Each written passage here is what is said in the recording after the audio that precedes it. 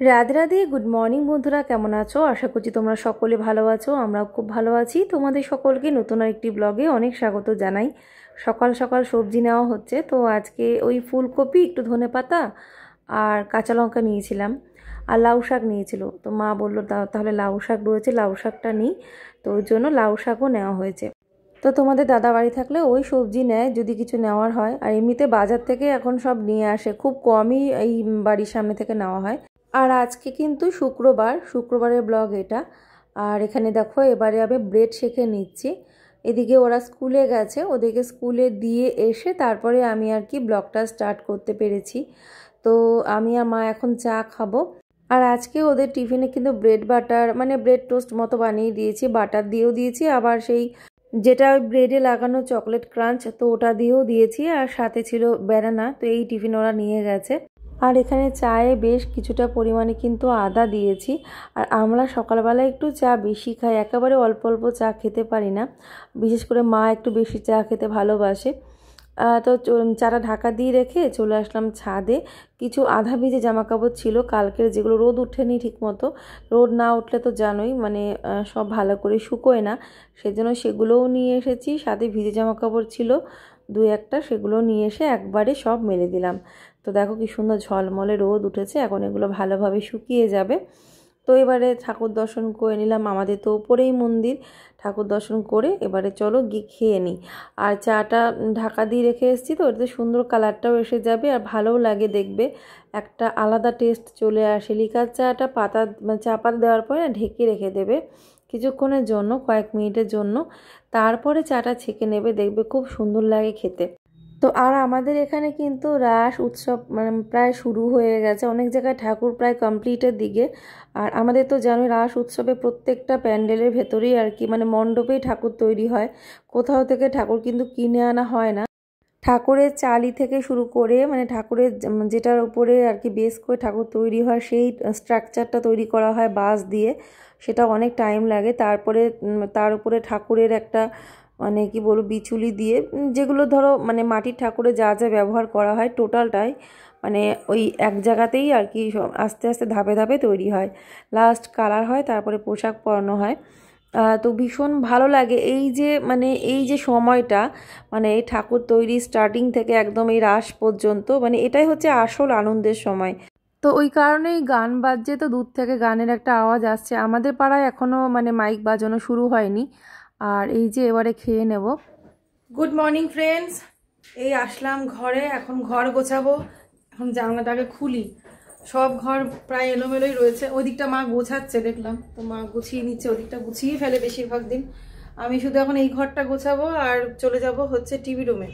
ওই ঘরটা খুবই এলোমেলো, সব খাটটা সরিয়ে টেনে রাখতে হয়েছে। তার কারণ কালকে বৃষ্টি হয়েছে, বৃষ্টি হলে কি হয়, ওই ছাদের একটা কোণা দিয়ে জল পড়ে। আর খাটটা আমি এমন পজিশনে রেখেছি ওই ঘরে, তো খাটটা একটা গান বাজতে শুরু করে দিয়েছিল, মনে কিছু একটা যাচ্ছিল, গানের আওয়াজ আসছিল। তো এখন যাব ওই ঘরে, খাটটা রয়েছে, মানে খাটটা টেনে সরা দেবো, ঠিক করব। এই ঘরটাকে গুছিয়ে নিই, তারপরে ঘর মুছবো। আর জল আসলে 10টা জল আসবে, তারপরে কিছু বাসন আছে সেগুলো মাজবো। জলটা না আসলে পাচ্ছি না, কারণ ট্যাঙ্কির জল একদম খালি হয়ে গেছে। কালকে বিকেলবেলা যে জলটা এসেছিলো সেটা ট্যাঙ্কিতে ওঠেনি, জলের স্পিড মনে হয় কম ছিল। এই হয়েছে সমস্যা। কি হয় বলো তো, যখন কেউ আসে তখন যদি এই সমস্যাগুলো হয় না, খুব প্রবলেম হয়ে যায়। ধর নিজেদের মধ্যে তাও ম্যানেজ করা যায়, অত জল টল তো খুব বেশি লাগে না, বা কল চেপে নিয়ে আসি, অসুবিধা হয় না। কিন্তু যদি বাড়িতে লোকজন আসে না, তখন খুব প্রবলেম হয়ে যায়, মানে খুব বাজে অবস্থা হয়ে যায়, জলে ক্রাইসিস যদি হয়। আর জল ছাড়া কি চলা যায়? 1 মিনিট চলা যায় না। আর ওরা গেছে স্কুলে, ওদেরকে স্কুলে দিয়ে অমনি তোমাদের দাদা বেরিয়ে গেছে, ও গেছে কলকাতা। ঠিক আছে, তো চলো দেখতে থাকো ভিডিওটা। আমি এখন কাজগুলো করি, আর এডিট করতে যাচ্ছিলাম, ভাবলাম যে না, এখন এডিট করতে বসলে এদিকে কাজ আবার পড়ে থাকবে, তখন একটা টেনশন, আর টেনশনের এই ঝামেলা মাথায় নিয়ে না এডিট করা যায় না। শান্ত মতো মানে বসে কাজটা করতে মানে সুবিধা। এবার দেখলাম যে ঠিক আছে, কিছুটা কাজ অন্তত যতটা হোক এগিয়ে নিই, তারপরে যখন বসবো একটুখানি তখন না হয় একটু এডিট করে নেবো। কারণ ভিডিও লেট করে করে দিয়ে আমার খুব অসুবিধা হচ্ছে, চ্যানেল পুরো একদম বসে যাচ্ছে, মানে এত লেটে ভিডিও যাচ্ছে আমার। যেমন আগে যাওয়া দুপুরে দিতাম, দুপুর থেকে হলো বিকেল, বিকেল থেকে হলো সন্ধ্যা, সন্ধ্যা থেকে এখন হয়েছে রাত। মানে এইরকম, মানে কি বলবো, আর মনে ভাবি কিন্তু করছি, মানে করতে পারছি না সেটা, মানে ভাবছি একরকম ভাবে, করছি আরেক রকম, মানে হয়ে যাচ্ছে আরেক রকম। কালকে খুব মন খারাপ ছিল, ভাবছিলাম ভিডিও দেবই না, তার কারণ মানে ভিডিও দেওয়ারই মানে ইচ্ছেটাই ছিল না। তার কারণ জগদ্ধাত্রী মা বুড়িমাকে দর্শন করতে যাওয়ার কথা ছিল, কালকে যেতে পারলাম না। এতটা ওয়েদার খারাপ হয়ে এত জোরে বৃষ্টি শুরু হয়ে গেল, যেতে পারলাম না। তো কি করব, ওই জন্য মনটা খুব খারাপ হয়ে গেছিলো। বড্ড আশা করেছিলাম, একদম দুজনেই রেডি ছিলাম যে যাবই। তারপরে গাড়ি নিয়ে যাওয়া যেত বৃষ্টি হলেও, কিন্তু ওই গাড়ি নিয়ে গেলে অনেক দূরের গাড়ি রেখে অনেকটা হাঁটতে হতো, তো সেটাও একটা চাপের বিশাল। তো আর বৃষ্টি হলো তো ওদিকেও বৃষ্টি, ওদিকেও জল, বৃষ্টির মধ্যে কি করে সম্ভব হতো। নানানটা চিন্তা করে দেখলাম থাক, এবছর পরের বছর না হয় যাবো। গত বছর গেছিলাম, খুব ইচ্ছে ছিল। তো যখন মানে একটা রেডি হয়েছিলাম যে হ্যাঁ যাবো, একদম কনফার্ম, সব রেডি, বিকাল 4টার সময় বেরোবো। কিন্তু ওই যে মানে হট করে যদি কিছু হয়ে যায় তখন মনটা ভেঙে যায়, সেটাই হয়েছিল। আর মাকে দর্শন করার এতটাই আমি হাঁ করেছিলাম, মাকে একটু কি ওখান থেকে দেখবো, সামনে থেকে দর্শন করবো, একটু প্রার্থনা করব। সেটা যখন হলো না, মনটা একদম ভেঙে গেছিলো, মন খারাপ হয়ে গেছিলো। তারপর দেখলাম থাক, হয়তো মায়েরই ইচ্ছা, যেটা হয় ভালোর জন্য হয়। নেক্সট ইয়ার যাব, একটা মানুষের জিনিস দেওয়ারও আছে, সেটাও দেওয়া হবে, আর দর্শনও করে আসবো। সেজন্য মনটাকে তখন ঠিক করলাম। ঠিক আছে, রাতের বেলা মনে পড়ে আবার মনটা খারাপ লাগছিল, তো এখন ঠিক লাগছে, ঠিক আছে কোনো ব্যাপার না, পরের বছর যাওয়া যাবে। তো চলো কাজগুলো করি, বকবক করতে থাকলে করেই যাবো।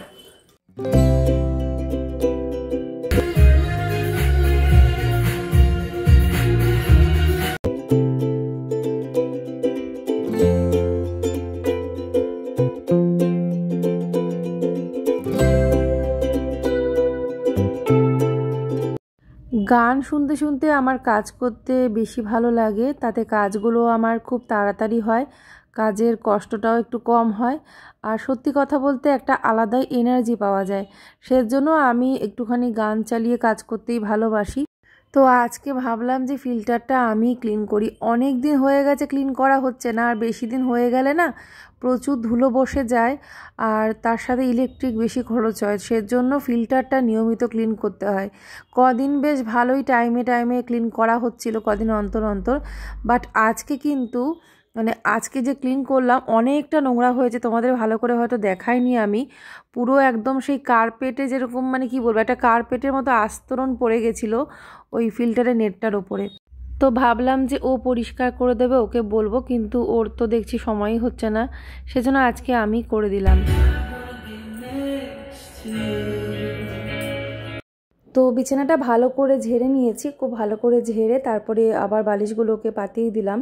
রাশের একদিন আগে ভাবছি বেডশিটটা চেঞ্জ করে দেবো। আসলে এই বেডশিটটা এরকমই, যেহেতু একদম লাইট কালার, তো সেই জন্য বেশি দিন আর কি পাতিয়ে রাখা যায় না, কেমন একটা লাগে কিছুদিন পরেই। তো সেই জন্য রাস পূর্ণিমার একদিন আগে এটা চেঞ্জ করে দেবো। আর আমি তোমাদের বলেছিলাম যে আমার বেডরুমের একটা জায়গার একটা মানে একটু চেঞ্জ করব, একটা তাক আছে, 2-3টে শেলফের একটা জায়গা আছে, যে জায়গাটা অনেক দিন ধরেই কিছু করতে পারিনি, সেই জায়গাটার একটু পরিবর্তন করব, মানে করেছি আর কি, কিন্তু এখনও সাজাতে পারিনি। একটু সাজিয়ে গুছিয়ে নিয়ে একেবারে তোমাদের সাথে এই পরের ব্লগেই হয়তো শেয়ার করতে পারবো।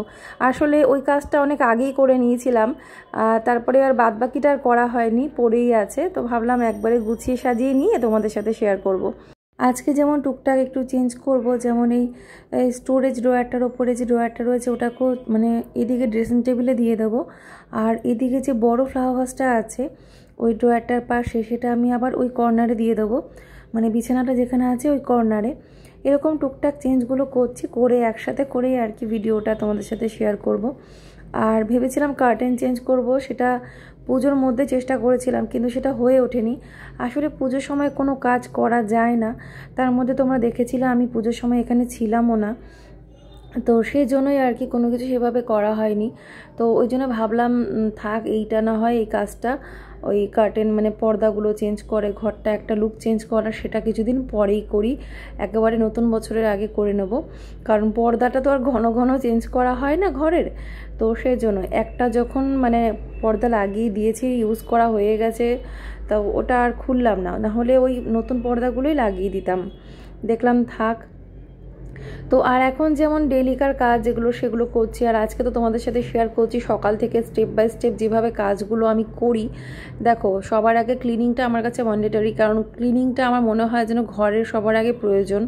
কারণ ঘর যদি ঠিকমতো ক্লিন না থাকে তাহলে আমার মনে হয় না সেখানে কোনো কিছু ভালো বা পজিটিভিটি কিছু থাকতে পারে। তো সেই জন্যই আমি ক্লিনিংয়ের কাজটা সবার আগে করে নিই, কারণ পরে এই কাজগুলো আমার দ্বারায় হয় না। কারণ আর মনে হয় না বেলার দিকে এই কাজের প্রতি কোনো এনার্জি থাকে। হয়তো ঘর মোছাটা বাকি রেখে দিতে পারি, যে ঘরটা হয়তো মপিংটা আমি করে নিলাম সবার লাস্টে একটু বেলা করে, কিন্তু জিনিসপত্র মোছামুছির কাজ, এই সমস্ত টুকটাক জিনিস ঘরে ক্লিন করা, এগুলো কিন্তু পরে দেখবে আর করা হয় না, হয়তো পরের দিন সকালে আবার করা হবে এইরকম। আর যত আর্লি মর্নিং ঘুম থেকে ওঠা যায় তত কিন্তু এই কাজগুলোর জন্য সুন্দর একটা সময় পাওয়া যায়, একদম ঠান্ডা মাথায় কাজগুলো করে নেওয়া যায়। তাতে কি হবে, তোমার কাজ অনেক তাড়াতাড়ি হবে, অনেকটা বেশি এনার্জিও পাবে, একদম ঠান্ডা মাথায় কাজগুলো করা যায়। তো যাই হোক, এখানে দেখতে পাচ্ছিলে যে লাইটটা জ্বলতে জ্বলতে আর জ্বললো না। এখানে এই একটা সমস্যা, এই ঘরে পুরো ইলেকট্রিকের যে কানেকশানটা টোটালটা ডিস্টার্ব হয়ে গেছে। কোথা থেকে কি হয়েছে এখন ইলেকট্রিশিয়ান ছাড়া কিছু ঠিক করা যাবে না। প্রত্যেকটা এখানে যে কটা সুইচ বোর্ড আছে প্রত্যেকটা বোর্ডের একটা করে সব জায়গায় একই সমস্যা। কিসের থেকে হয়েছে এটা একদম কি বলবো, সময় করে দেখাতে হবে কাউকে। পুরো সব কিছু হয়তো কিছু চেঞ্জ করতে হতে পারে, নাহলে টোটাল এই ঘরের সাথে যা যা কানেকশন আছে, এই ঘরের ভেতরকার লাইট, বাইরের লাইট সব একই অবস্থা। কখনো জ্বলতে জ্বলতে হঠাৎ করে নিভে যায়, আবার হঠাৎ করে জ্বলে ওঠে, এই রকম একটা ব্যাপার। এই দেখো এখন আবার জ্বলে উঠেছে। আর এই যে খাটটা এদিকে টেনে সরিয়ে দিয়েছিলাম কেন, যখন বৃষ্টি হয় ওই কোনাটা দিয়ে না একটু জল পড়ে, তো এবার দেখছি জল পড়েনি, তবুও যদি ভিজে যায় সেজন্য খাটটা সরিয়ে দিয়েছি। কারণ আগে তো এই দিকটায় খাটটা ছিল না, এখানে চেয়ারটা থাকতো, চেয়ারটা একটু সরিয়ে দিতাম তাহলে হয়ে যেত, বা ওই বরাবর চেয়ারটা রাখতাম না যেখানে জলটা পড়ে। বাট এখন খাটটা রয়েছে, সরানো সত্যিই মুশকিল। দেখলাম এখন ওই জায়গাটা ঠিক করেও নেওয়া হবে। আর এখন তো শীতকাল চলে আসছে, এখন তো বৃষ্টিরও কোনো ব্যাপার থাকবে না আস্তে আস্তে, সেজন্যই আর একরকম পজিশনে ভালোও লাগে না, কারণ ওখানে দাঁড়িয়ে পুজো করতে অসুবিধা হয়, খাটের সাথে জামাকাপড়ের ছোঁয়া লাগে আর স্পেসটা একদম কম পাওয়া যায়। সেজন্য আর কি আমি এদিকে খাটটা সরিয়ে দিয়েছি। কারণ এখন বড় মা লক্ষ্মীকে আমি প্রতি বৃহস্পতিবার করে যেমন মা লক্ষ্মীকে স্নান করাই, একটু স্পেসের দরকার হয়। হয়তো আসনে বসে নিচে সব কিছু গুছিয়ে নিয়ে নিচে বসেও কাজটা করতে পারবো, সেজন্য আমার একটু স্পেস দরকার ছিল ঠাকুরের সামনেটা দিয়ে। তো ওই জন্য ওই জায়গাটা এরকম ফাঁকা রেখেছি, ওই কারণেই খাটটা সরানো। তো চলো, অনেকটাই কথা বললাম তোমাদের সাথে, এবারে কাজটা কিছুটা করতে থাকি আর তোমরা দেখতে থাকো।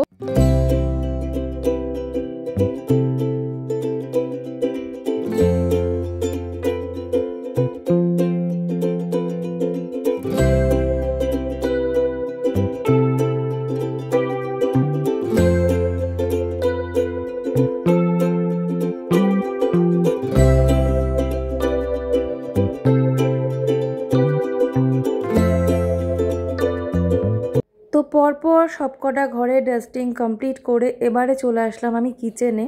এবার কিচেনটা ঠিক করব। কিচেনে দেখতেই পাচ্ছ সব ছড়িয়ে ছিটিয়ে আছে, সেগুলো একটু গোছাবো, বাসন যে কটা হয়েছে মেজে নেব। কিচেনটা একদম নিট অ্যান্ড ক্লিন করে তারপরে আর কি সবকটা ঘর ইনক্লুড কিচেন সব একসাথে পরপর মুছে নেব।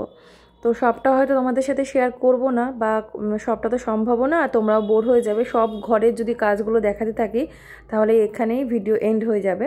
তো সেই জন্য যতটা সম্ভব অবশ্যই শেয়ার করব। আর তোমরা অনেকেই বলো যে দিদি, অনেকের আগে হয়তো আগের চ্যানেলে আমাকে বলতে যে একটু নতুন কিছু শেয়ার করার জন্য, কিন্তু দেখো আমি নতুন কিছু কি শেয়ার করব বলো, আমার লাইফস্টাইলটা যেরকম সেরকমটাই তোমাদের সামনে তুলে ধরি।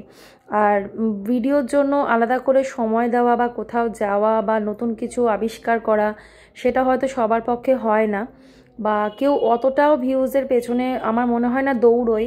সবার পক্ষে সেই দৌড়ানোটাও সম্ভব হয় না, যে সব কিছুর মাঝখানে ভিউজটা খোঁজা, বা আমি যে হয়তো ইউটিউবে ব্লগ করছি বলে আমি যে কোনো কিছুর মাঝখানে নিজে টার্গেট রাখবো যে এখানে এই জিনিসটা আমাকে তুলতে হবে, আমার ভিডিওতে ভিউজ আনতে হবে, এগুলো দেখালে ভিউজ আসবে, এই জিনিসটা মাথায় নিয়ে নিয়ে সবাই আবার চলতেও পারে না। কিছু ক্ষেত্রে একটা বলে না যে সবাই অত ফ্রিভাবে ব্লগ করতে পারে না। কেউ দেখবে ব্লগে ভিডিও করে নেয়, ভয়েস ওভারটা পরে দেয়। অনেকে দেখবে সকলের সামনে দাঁড়িয়ে সুন্দরভাবে কথা বলে ব্লগ করছে। বাইরের কথা বলছি, বাড়িতে সবাই পারে, বাট বাইরের কথা বলছি, সবাই রাস্তাঘাটে কথা বলে ওইরকমভাবে ভিডিও করতে পারে না, সেটা আমিও পারি না। কিছু ক্ষেত্রে ডিস্টার্বও হয়, মাইন্ডটা ডিস্ট্র্যাক্ট হয়ে যায় যে কে আমাকে দেখছে, কি ভাবছে, বা হয়তো অনেকে ভালোভাবে নাও নিতে পারে। তো সেই জন্য জাস্ট ওরকমভাবেই চলতে হয়, যখন সুবিধা হয় তখনই ভিডিও করি, প্রত্যেকটা জিনিস ব্লগে তুলে ধরতে পারি না, এই হয়েছে সমস্যা। তো যাই হোক, রেগুলারিটি মেনটেন করতে হবে, এটা একটা কথা। আর যদি তোমাদের ভালোবাসার হয়, ভগবানের যদি আমাকে আশীর্বাদ দেওয়ার হয়, আমি যেটুকুনি কাজ করছি এর মধ্যে দিয়েই পাবো। আর যদি কপালে না থাকে, আমি শত চেষ্টা করেও শত কষ্ট করেও পাবো না। ঠিক আছে, তো এটা এখন আমার মনের ধারণা এখন এটাই তৈরি হয়ে গেছে। তো দেখতেই পেলে আমি রান্নাঘরটা পুরো ক্লিন করলাম, বাসনগুলো মাজলাম, মেজে এবারে কিন্তু ভাতটাও চাপিয়ে দিয়েছি। একদিকে ভাতটা হতে থাকবে, এগোতে থাকবে, ওদিকে আমি ঘরগুলো মুছতে থাকবো। তার আগে আমার ওই মার ঘরে বেডশিটটা চেঞ্জ করব। একদিন পরেই বোন আসবে, মানে সানডেতে আসবে ও। তো আজকেই ভাবছি বেডশিটটা চেঞ্জ করে দিই।